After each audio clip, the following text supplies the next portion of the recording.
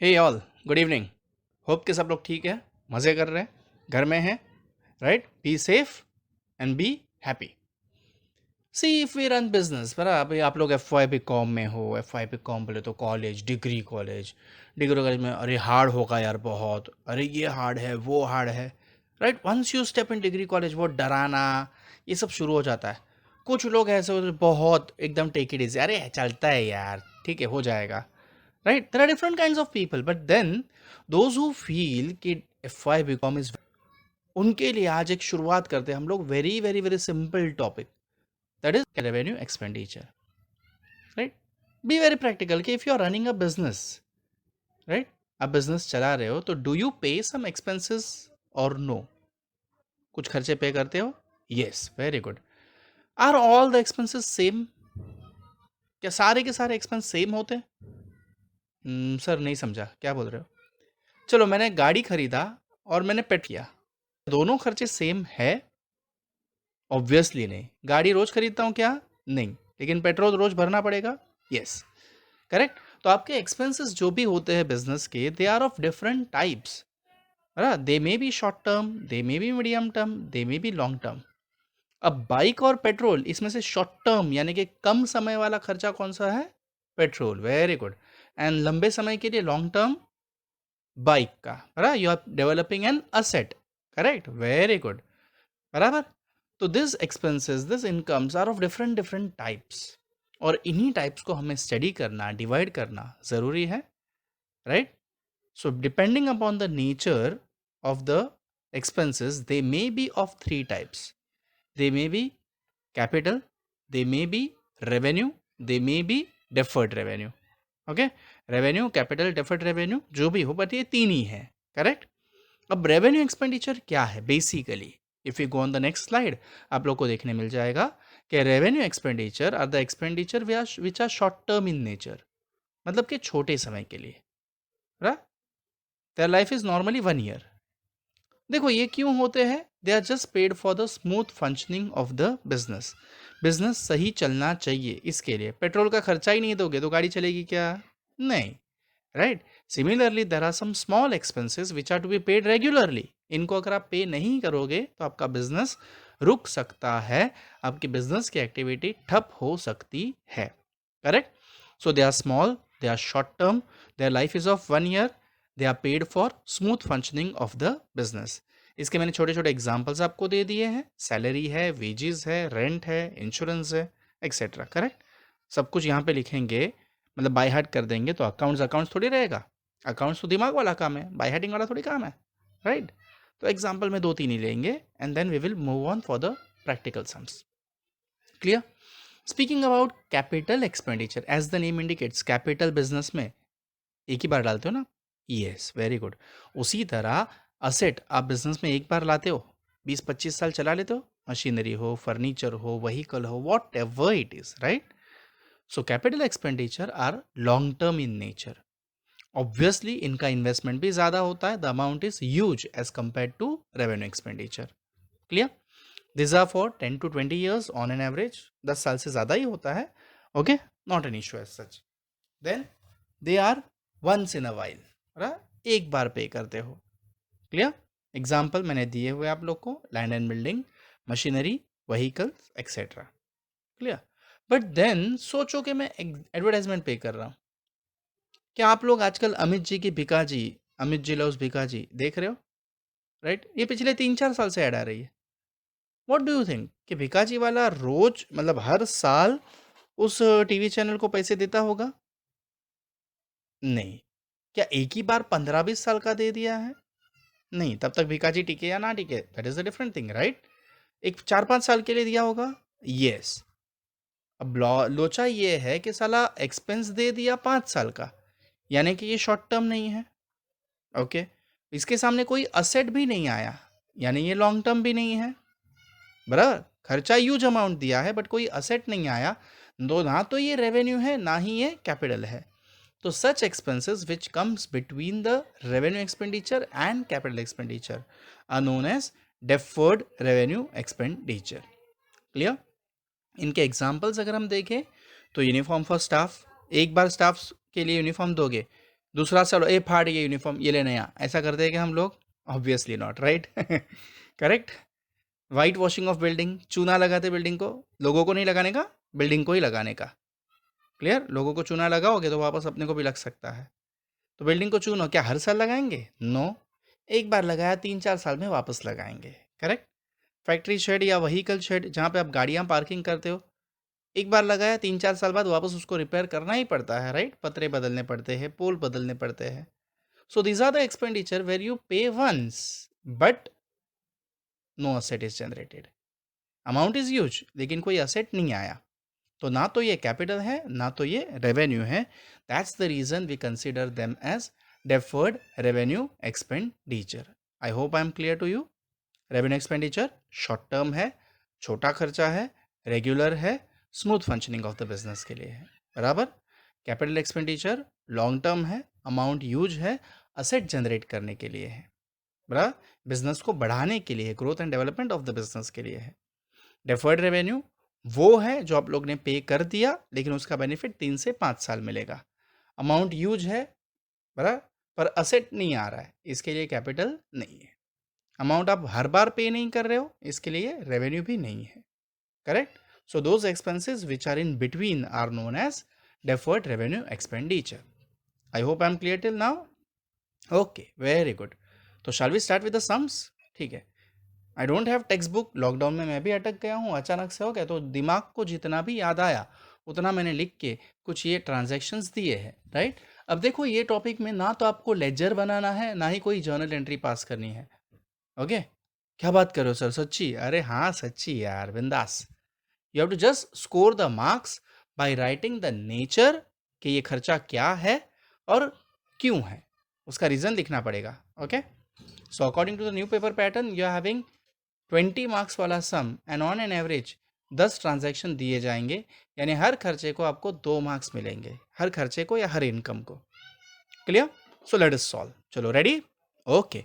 Before solving do one thing, हर एक जन एक नोटबुक और एक पेन ले लो, जो भी को राइट वो ट्रांजैक्शन लिखो, अपन एक्सप्लेनेशन समझेंगे और फिर उसका आंसर आप लोग नोटबुक में लिख लोगे। ठीक है? Very first thing, purchase machinery 50,000 and paid for installation ₹5,000।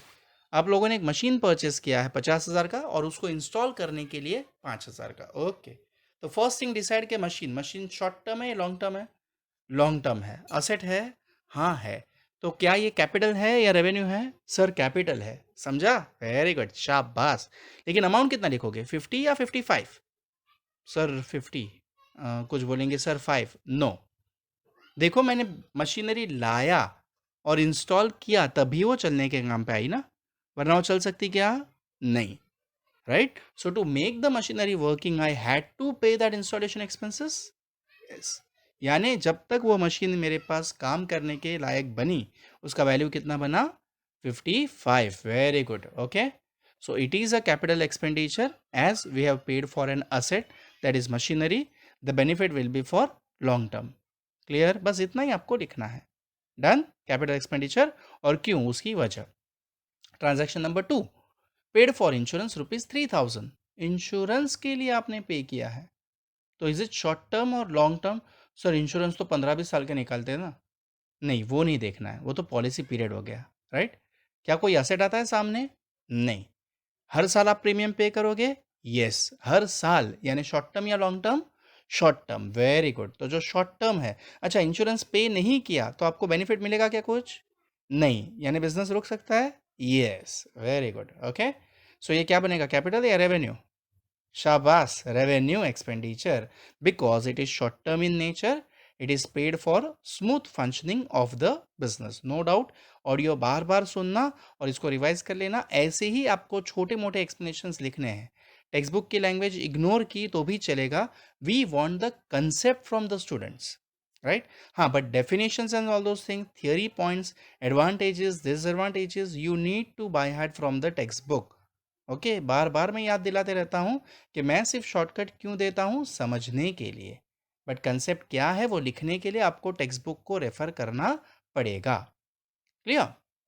Transaction number 3, what is it? Stamp duty on land purchase. आप ज़मीन खरीदते हो तो आपके नाम पे करने के लिए स्टैम्प ड्यूटी पे करोगे। Now land is your asset और लायबिलिटी? सर असेट क्या, ज़मीन? आज की तारीख में ज़मीन कितनी महंगी है। हाँ यार, मैं भी जानता हूँ, लेकिन बस दिमाग चलाना ना अपना, राइट? तो लैंड परचेस और उसके ऊपर स्टैम्प ड्यूटी पे किया, तो कैपिटल और रेवेन्यू? अरे वाह, क्या बात, तीसरे ट्रांजैक्शन में जवाब मिल गया, वेरी गुड।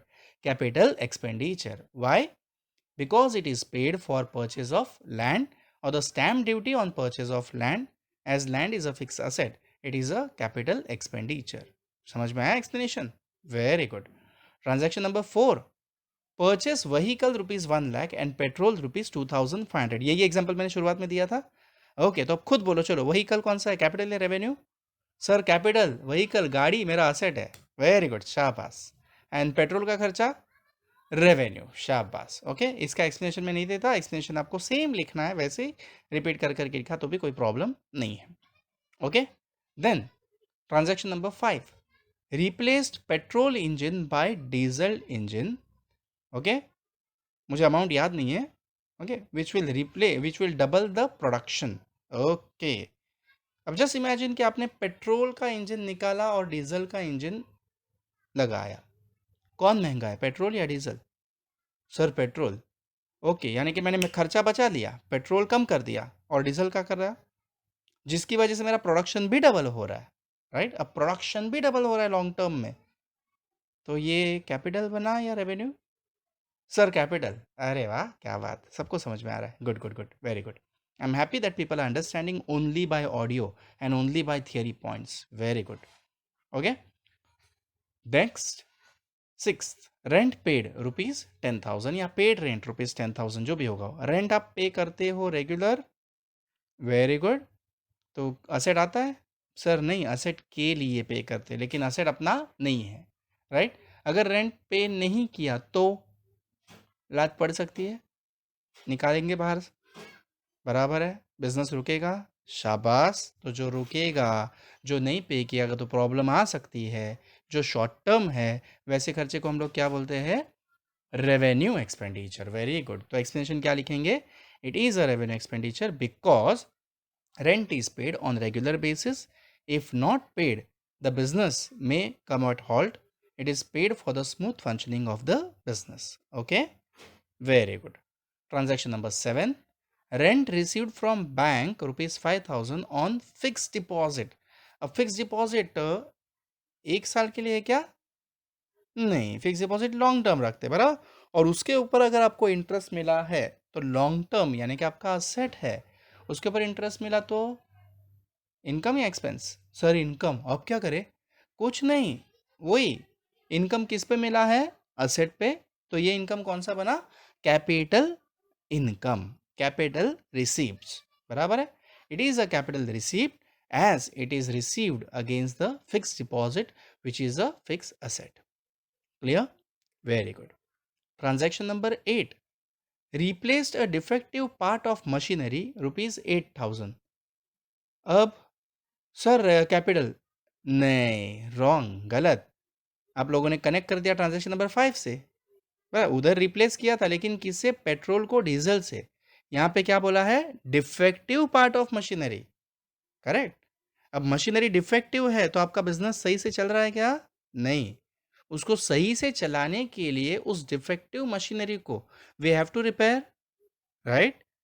बराबर, उसके बगैर वो मशीनरी चलेगी नहीं ढंग से, यानी कि ये कौन सा है मेरा, रेवेन्यू एक्सपेंडिचर। ओके बच्चा लोग, don't get confuse in small small things, ठीक है? Be very very alert. अच्छा, कुछ लोगों को प्रॉब्लम होगा, सर वो इंग्लिश का प्रॉब्लम हो जाता है, हम लोग को डर लगता है। Okay, no issues. The word which you don't understand उसको अंडरलाइन करते जाओ, उसका मीनिंग ढूंढो, और वहीं पे हिंदी में, मराठी में, गुजराती में, या whichever language you want to write, उसमें उसका मीनिंग लिख लो। Things are simple, right? It's we who have to overcome our problems, no one else. भूख हमें लगती है तो हम ही खाते हैं ना एक उम्र के बाद, बराबर? वैसे ही हमारे प्रॉब्लम हमें ही ओवरकम करने, ऊपर से कोई नहीं आने वाला आपको बचाने के लिए। Clear? So whenever you have problem of English, just underline the word and write the meaning in your own language which you are comfortable with. याद रखना आसान हो जाएगा। Okay, transaction number 9, the second last transaction of the day, constructed extension to a building ₹20,000 extension, extension means increasing, बढ़ाना, building को बढ़ाया, एक माला बढ़ा दिया या हॉरिजॉन्टली बढ़ा दिया, थोड़ा सा बड़ा कर दिया, right? Now building extension, are you generating an asset? Yes. हर साल करोगे? No. One time? Yes. That means this is your capital expenditure. क्या बात है, very good, very good, very good. It is a capital expenditure because a new asset is generated which will be on long term basis and which will help to increase the conduct of the business. Okay, very good. Last transaction, transaction number 10. Spent for advertisement rupees 50,000. Benefit for 10 years. बराबर, आपने बड़ी advertisement पे की और 10 साल के लिए है. बराबर, करेक्ट. नया नया प्रोडक्ट लॉन्च करते हो और बहुत खर्चा करते थे. पतंजलि का आया था जब वो नया नया लॉन्च हुआ था 2016 में, कितनी एडवर्टाइजमेंट हर जगह, पेपर में, रेडियो पे, टीवी पे, नेट पे, यूट्यूब पे, everywhere he launched it. Why? Because he wanted to increase the business. Correct. So now his plan is very big कि 10 years से ऊपर है. So this advertisement will be what? Capital. अच्छा, deferred revenue लिखते हो तो भी कोई प्रॉब्लम नहीं है, चलेगा, क्योंकि एडवर्टाइजमेंट में कोई एक्सपेंस, आप असेट नहीं क्रिएट कर रहे हो, right? But then your explanation should be like that. अगर आप कैपिटल एक्सपेंडिचर लिखते हो, it is for a newly launch product, hence it will be helpful for the company in long term. अगर आप डेफर्ड रेवेन्यू एक्सपेंडिचर लिखते हो, it is a deferred revenue because the amount spend is on the product. No asset is generated due to the expenses, hence we consider as deferred revenue expenditure. कभी कभार कोई transaction आप दोनों तरफ से बोल सकते हो, but then you should be confirm with your explanation. Okay, I hope कि ये समझ में आ गया होगा. अब मैं बोलूँ तो शायद तुम लोग को अच्छा, मतलब ये सरप्राइज कि इस टॉपिक में यही है. Whenever, wherever and however possible, पुराने बच्चों से, यहाँ वहाँ से, नेट से थोड़े बहुत PDF निकाल दो या टेक्स्ट बुक्स ले लो. बराबर, पब्लिकेशंस की साइट पे जाओ, शायद उन्होंने PDF अवेलेबल किया हो. Just see the sums and try to solve it on your own. Okay, चलो, all the best, do well. ये सारे के सारे 10 ट्रांजैक्शंस लिख लेना ताकि दिमाग में बैठ जाए. हो सके तो मैंने जो पॉइंट्स लिए हैं वो भी लिख लेना. Okay, you will be firm with everything. Good night. Stay safe. Stay home. Okay? Bye.